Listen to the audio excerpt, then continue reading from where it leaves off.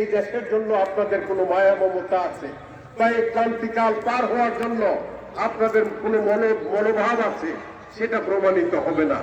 আসুন, এগিয়ে আসুন, আমরা একসাথে চলি, একসাথে কাজ করি এবং সবাই একসাথে মিলে কাঁধে কাঁধ মিলিয়ে তারেক রহমান সাহেবের হাতকে শক্তিশালী করি। আজকে তার জীবন বাজি রেখে এই দেশে আবার ফিরে এসেছেন। আপনারা জানেন তিনি অত্যাচারিত হয়ে শেখ হাসিনার স্বৈরাচার বিভিন্ন ভাবে মিথ্যা মামলায় জড়িয়ে তাকে নানাভাবে পর্যদস্ত করতে চেষ্টা করেছে। সকল কিছু পাগল হয়ে যান। এত হাজার হাজার মানুষ কি স্টেজে ওঠা সম্ভব?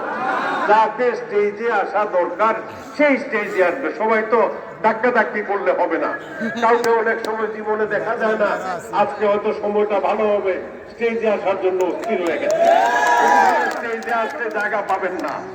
আমি আমার আন্দোলনের সংগ্রামে এবং রাজনীতিতে আপনাদের অনেককেই প্রত্যক্ষ করেছি। তারা আমার জন্য কতটুকু অবদান রেখেছে সবকিছু আমার দিনে লেখা আছে, আমার জানা আছে। সুতরাং কেউ ধাক্কায় উপরে আইসা খুব নৈকট্য লাভ করবেন সেটা হবে না।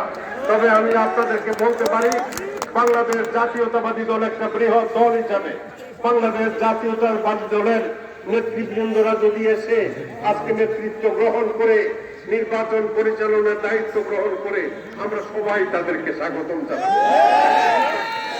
সবাই তাদেরকে স্বাগতম জানাবো এবং ভাই ভাই হিসাবে আমরা পাড়া প্রতিবেশী, এক গ্রামের মানুষ, এক এলাকার মানুষ, এক ওয়ার্ডের মানুষ, এক ইউনিয়নের মানুষ, সবাই আমরা একে অপরের বন্ধু হিসাবে আমরা কাঁধে কাঁধ মিলিয়ে চলবো। নিজেদের মধ্যে কোনো বৈষম্য থাকবে না, হিংসা থাকবে না। আমরা কেউ তাদেরকে অন্যভাবে কটাক্ষ করে কাউকে কোনো রকম কথা বলবো না। আমার কোন নেতা কর্মী সমর্থক যদি বিএনপির কাউকে কটাক্ষ করে কথা বলেন, যারা আজকের কমিটিতে আছে, যারা পরিচালনা করছে, তাহলে আমি অত্যন্ত রাগান্বিত হব এবং আপনারা আমার কাছ থেকে তিরস্কার পাবেন, আদর পাবেন না। যদি তাদেরকে ভালোবেসে কাছে আনেন, তাইলেই আমার কাছে আপনারা সমাদৃত হবেন। তো আমি আমার কথা আর বাড়াবো না। আপনারা অনেক কষ্ট পরিশ্রম করেছেন, যার যার এলাকা থেকে